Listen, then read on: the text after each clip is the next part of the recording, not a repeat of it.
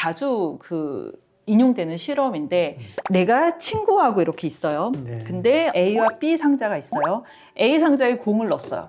그리고 이 친구랑 같이 이걸 봤어요. 근데 이 친구가 사라진 사이에 이 공을 B 상자로 옮겼어요. 아주 어린 아이들은 이 친구는 이 공이 어디에 들어가 있다고 생각할 것 같아? 라고 하면은 B 상자라고 얘기해요. 예.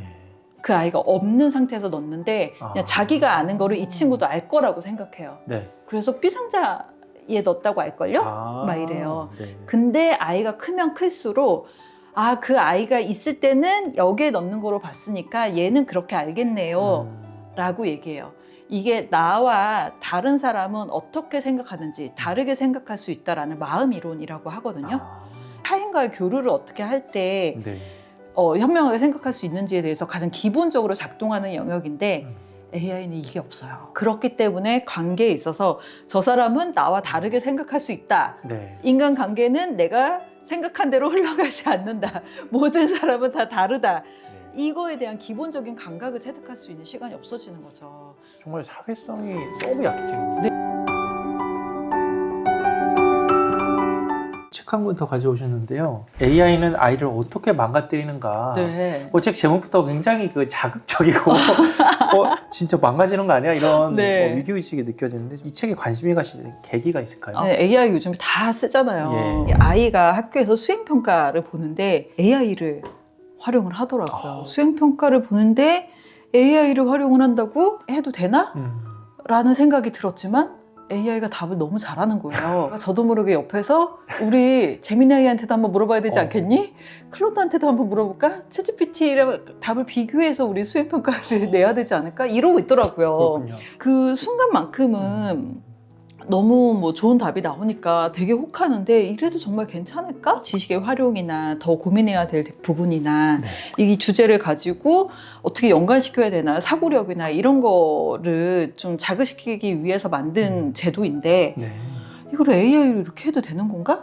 라는 생각이 좀 들었어요. 생성형 AI가 아이의 그 사고나 생각이나 언어나 이런 것에 어떠한 영향을 미치게 될지 이런 궁금증이 좀 들었고 또한 두 번째로 저희 친동생이 학원 수학 선생님이에요.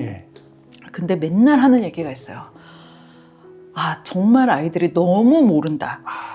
네, 문제도 이해도 못하고 이 지식을 받아들이고 지식을 이해하고 활용하는 능력이 너무 떨어진다. 그래서 많은 사람들이 요즘의 아이들을 부모보다 멍청한 첫 번째 세대라고 이야기를 하잖아요. 근데 우리는 실제로 우리 아이 말고는 다른 아이들을 접해볼 기회가 없으니까 우리 애만 이런가 보다라고 생각을 하는데 많은 사람들이 그 우려를 갖고 있다는 것에 안 그래도 스마트폰 이후로 그런 우려가 생겼는데 생성형 AI를 쓰게 되면은 그것이 더 가속화되는 거는 아닐까? 걱정이 들었고 근데 생성형 AI를 제가 써보니까 이걸 안 쓸 수가 없는 거예요. 너무 훌륭하니까 너무 훌륭하고 다양한 지식들을 섭렵을 해갖고 너무 내 마음에 쏙 드는 대답을 해주니까 근데 거기에 대한 불안과 염려와 기우와 앞으로 아이들은 어떻게 되지? 근데 이대로 내버려둬도 되나? 막 이런 여러 가지 좀 교차되는 감정들 사이에서 이것을 어떤 언어학자가 제대로 연구를 했다라고 하니까 그 궁금증으로 이 책을 짓게 됐어요. 부모보다 멍청한 최초의 세대라고 하셨어요.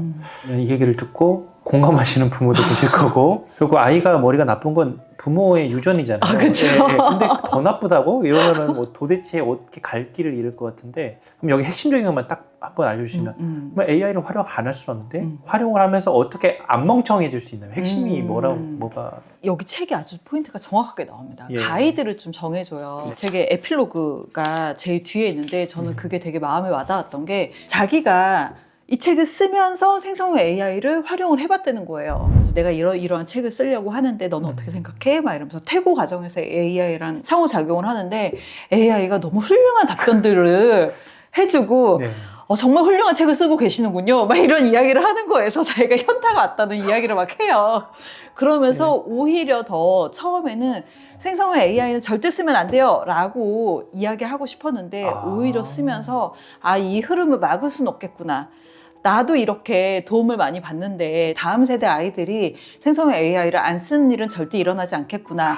그렇다면은 어떻게 써야 현명할까에 대한 가이드를 우리가 만들 필요가 있겠다. 근데 지금은 이생성의 AI가 너무 훌륭한 그 발명품인데 이것이 실제 아이들의 언어에 어떠한 자극을 주고 어떠한 결과가 나올지 임상 실험을 한 결과가 없는데 무조건적으로 허용을 하는 것이 너무 우려스럽다라는 이야기를 해요. 어떻게 써라라고 가이드를 주는 게 여기 이 책에 이제 나옵니다. 사용 원칙을 우리가 좀 정해야 되지 않겠냐. 그 사용 원칙이 연령 제한. 네, 그리고 사용 시간 관리. 네. 그리고 AI는 인간이 아닌데 아이들이 너무 거기에 대해서 헷갈리기 쉽다. 인간이 아니라는 것 자체에 대해서 알려줘야 된다. AI에 관한 기초 지식을 알려줘야 된다. 그리고 실제 사람과 사람 사이의 대화의 어떤 가치에 대해서 알려줘야 된다라고 이야기를 해요. 첫 번째부터 이야기를 한다면 연령을 제한한다라고 하는 게 AI를 통해서 아이들이 언어를 배울 수가 있거든요. 특히 요즘에는 AI에서 보이스가 가능하게 됐잖아요. 그래서 음성 대화로서 아이들이 그것으로서 언어를 익히게 되는 경우가 많아졌어요. 근데 그렇게 됐을 때 너무너무 우려스럽다. 왜냐하면 언어 영역이 그 폭발적으로 발전하는 시기가 있거든요. 0에서 만 5세 정도이죠. 이 책에서는 그렇게 이야기를 해요. 특히 2살까지는 완전 제한 해야 된다. 전면적으로 허용하지 말아야 된다. 그리고 6세까지는 좀 선별적으로 교육적인 목적이나 이런 거에 한해서만 선별적으로 접근하되 처음 접하는 시기는 될 수 있으면 늦추는 게 좋다. 이렇게 가이드를 좀 줘요. 사람과 대화하는 시간보다 더 길어지면 안 된다. 그 이야기를 하고요. 그다음에 AI와 인간을 구별하는 법은 AI는 사람과 다른데 AI하고의 대화만 너무 익숙해지다 보면 AI는 거부하지 않아요. 근데 인간은 거부하거든요. 네, 내가 원하는 대답을 하지 않는 경우에 인간관계에서는 기분이 나쁘면 안 보는 경우도 있어요. 근데 AI는 절대 안 보는 경우가 없잖아요. 네, 이런 거에 있어서 AI를 마치 사람처럼 너무 어렸을 때부터 대하다 보면은 정말 사람과의 상호작용에서 문제가 일으킬 여지가 많잖아요. AI는 인간과 다르다. 그리고 인간관계에서는 서로 다 다른 생각을 가지고 있다. 이런 거에 대해서 좀 교육을 할 필요가 있다라는 이야기를 하죠.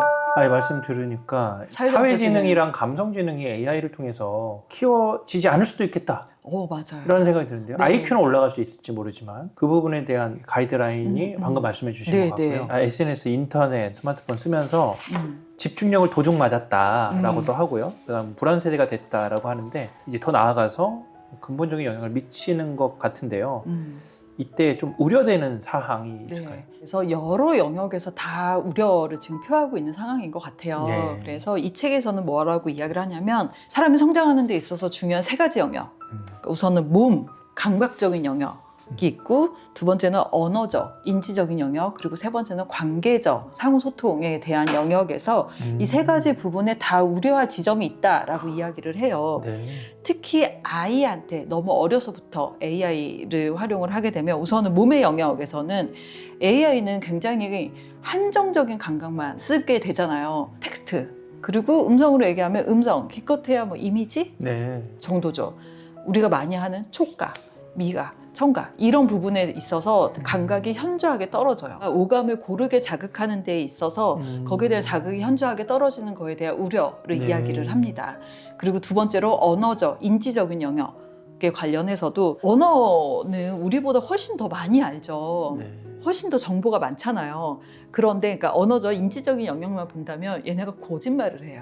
그릇된 정보와 편견의 가능성이 분명히 존재하죠. 그리고 할루시네이션이 분명히 있는데도 불구하고 되게 그럴듯하게 이야기를 하잖아요.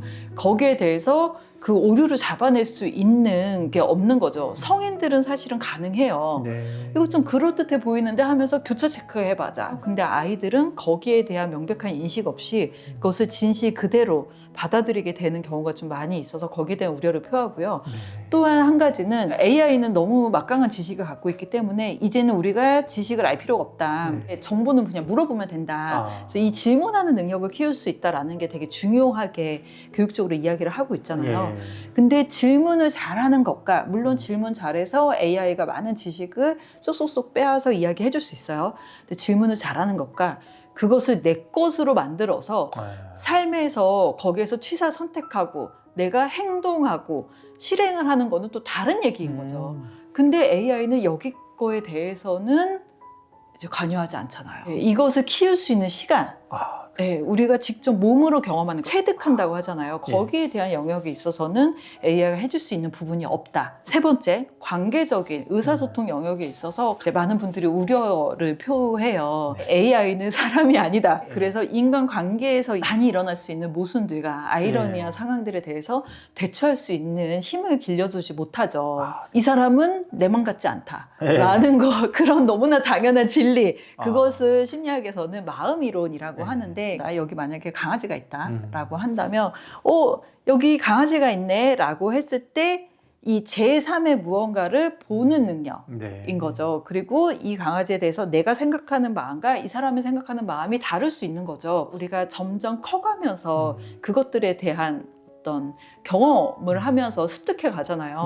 이것 또한 되게 자주 인용되는 실험인데, 내가 친구하고 이렇게 있어요. 근데 A와 B 상자가 있어요. A 상자에 공을 넣었어요.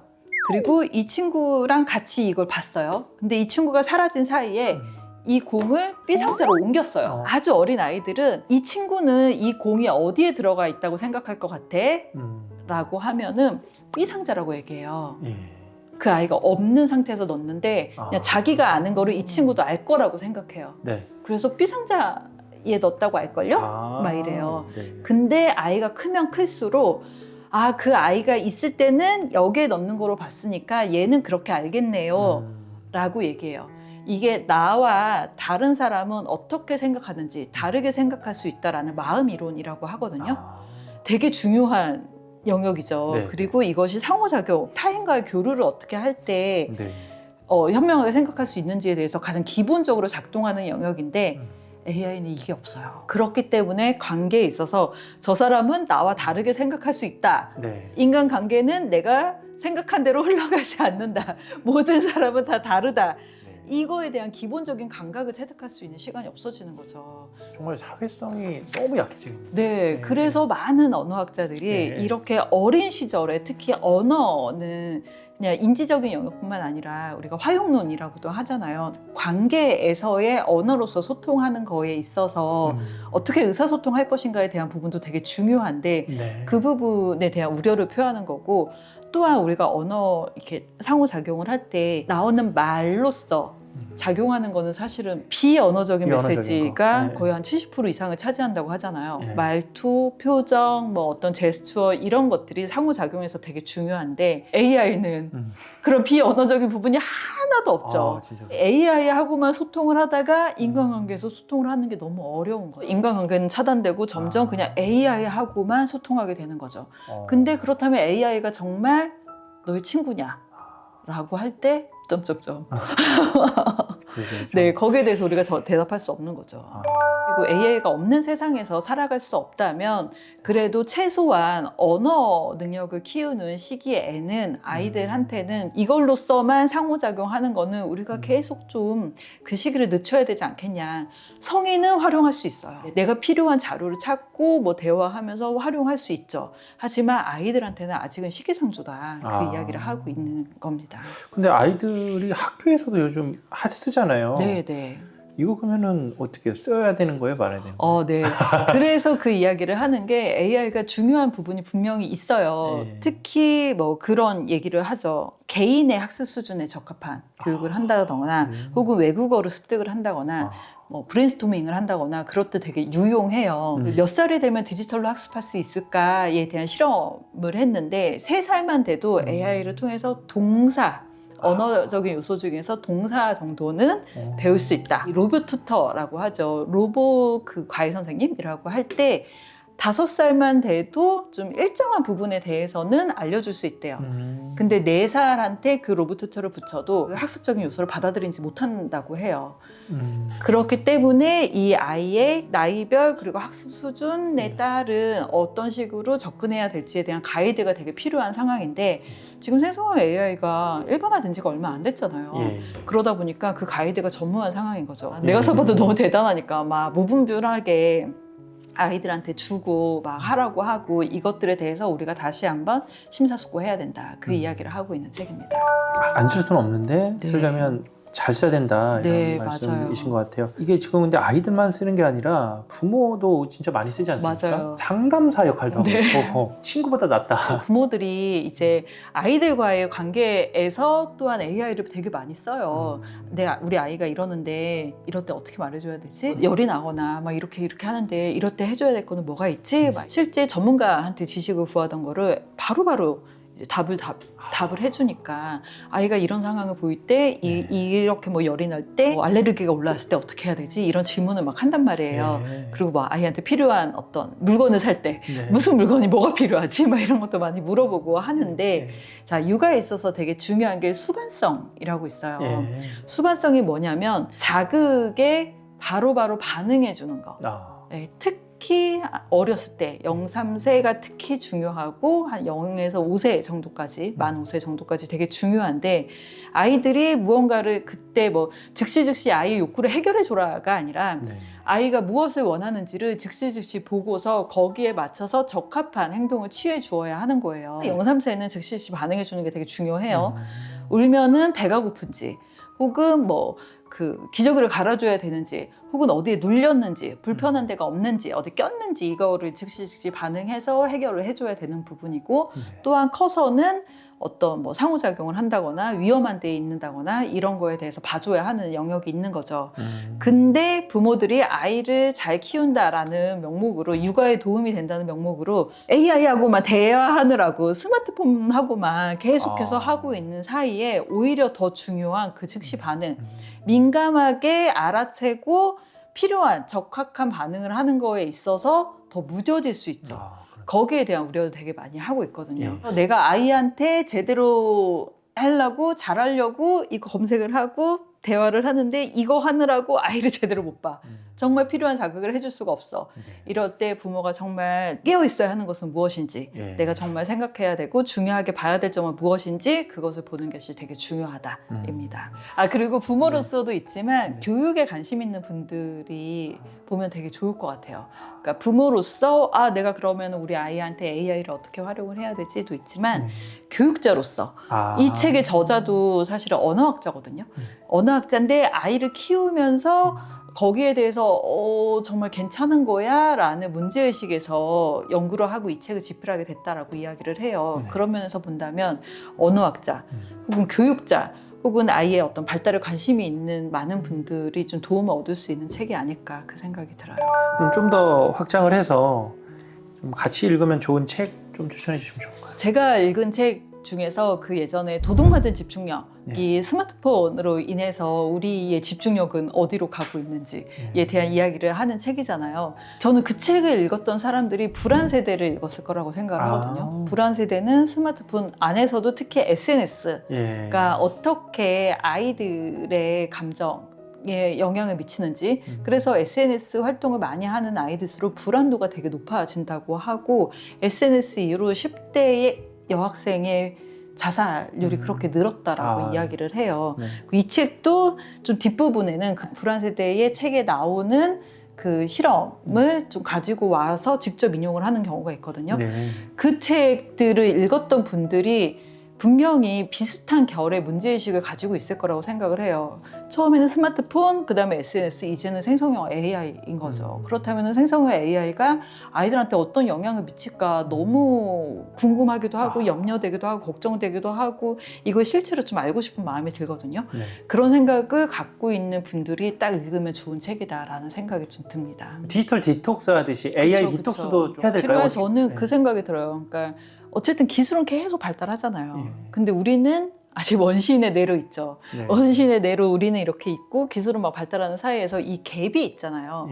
이 갭에서 어떻게 해야지 현명한 선택을 할 수 있을까에 대해서는 사회적 합의가 필요하다라는 생각이 들거든요. 그리고 사회적 합의를 하기 위해서는 어떤 연구가 있어야겠죠. 그것이 정말 어떤 영향을 미치는지 어떻게 달라지는지에 대한 연구가 있어야 되는데 그런 거 하나도 없이 너무나 큰 방향을 일으킬 것을 그냥 확 풀어버리는 거는 사실 좀 위험하다는 생각이 많이 들어요. 이건 좀 고민해 봐야 되지 않나? 가이드라인이 필요하다. 하겠네요. 최근에 또 출판계가 또 이런 고민을 많이 한다고 하는데 그럼요. 요즘 출판계 쪽에서는 이렇게 또 이제 지식산업, 네. 또 이렇게 컨텐츠 여기에도 AI를 많이 활용하기 때문에 저작권 문제도 있고 뭐 여러 가지 이슈가 있는데 AI를 그러니까 활용 안 할 수 없는데 어떻게 그런 활용하는 쪽으로 요즘 좀 정책적으로나 네. 좀 출판계는 어떻게 움직이고 있나요? 출판계에서는 여러 고민을 하고 있는 것 같아요. 네. 말씀하신 것처럼 우선은 이게 저작권이나 이런 거에 대한 고민도 있고 저작권으로서만 말하기에는 파장이 큰 거죠. 네, 그러니까 콘텐츠에 대한 어떤 데이터권까지 이야기를 해줘야 되는 거 아니냐. 왜냐하면 출판이 단순히 이 책에 대해서만 이야기를 하는 것이 아니라 저자의 콘텐츠를 데이터화해서 어떤 책이라는 형태로 나온 것도 있고 이제는 그것이 뭐 영상이나 쇼츠나 뭐 다양한 형태로 나올 수가 있잖아요. 네. 거기에 대한 원천 콘텐츠로서의 어떤 IP적인 관점에서 좀 다시 되돌아봐야 하는 거 아니냐라는 또 이야기가 있고 또한 현실적으로는 이 저작물을 AI가 만들어서 네. 막 요즘에 딸깍 출판이라는 말도 많이 하잖아요. 그냥 AI가 막 이렇게 만들어갖고 휙 딸깍하면 책이 만들어지는 이것들을 이대로 내버려둬도 되냐. 특히 국립중앙도서관 같은 경우에는 납본 도서가 30% 이상이 늘었대요. 이게 말이 됩니까? 하루에 몇십 개씩 등록을 하는 출판사가 있는 거예요. 근데 그 인쇄돼서 나오는 책이 아니죠, 전자책. 전자책이 그렇게 늘었다는 거죠? 그러면 그 책이 무슨 가치가 있느냐에 대해서 이제 고민을 해볼 수가 있고 거기에 대한 현실적인 제재가 좀 필요한 거죠. 그렇다면은 출판물에서도 100% 휴머노이드 혹은 뭐 몇 프로 AI 어시스트 이런 거를 표기를 해야 되는 거 아니냐. 그렇다면 그거를 어떻게 표기할 거야? 그럼 아이디어는 뭐고 표현에 있어서는 AI 도움을 뭐 받았다? 혹은 아이디어는 도움 받았지만 표현은 내가 다 썼다. 정립에 대한 부분을 좀 많이들 고민하고 있는 상태고요. 아마도 이제 좀 있으면 정리가 되지 않을까라고 개인적으로 좀 생각을 하고 또 세 번째 영역은 교육적인 영역이 있죠. 어찌됐든 AI를 우리가 안 쓸 수는 없는 부분인 거잖아요. 그리고 이것을 효과적이고 효율적으로 쓸 수 있는 부분이 있는데 그렇다면은 저작권이나 이런 부분들을 피해 가면서도 또 업무 효율성을 높이는 방향으로서 이걸 어떻게 쓸 수 있느냐에 대한 것도 일을 하는 사람으로서 되게 중요하잖아요. 거기에 대해서 활용을 어떻게 할 수 있을까는 또 다른 부분인 것 같아요. 그래서 이 세 가지들을 좀 다 같이 고민을 하고 있는 상태인 것 같습니다. 제가 고민을 많이 하게 돼요. 그러니까 모든 분야에 안 걸친 데가 없네요, AI가. 이 책 자체는 좀 자녀의 교육이나 그런 부분에 초점 맞춰져 있지만 그뿐만이 아니라 우리 삶 모두에 걸쳐서 맞아요. 피할 수 없기 때문에 뭔가의 그 가이드라인, 기준 여러 가지가 정립되어야 되는 시기인 것 같고 각자 많이 생각을 좀 해야 될 것 같고요. 그런 면에서도 이 책이 특히 자녀가 있는 분, 또 교육자적인 입장에 있는 분들에게는 매우 어떤 중요한 시사점을 던지고 또 해법까지 주는 그런 책인 것 같았습니다.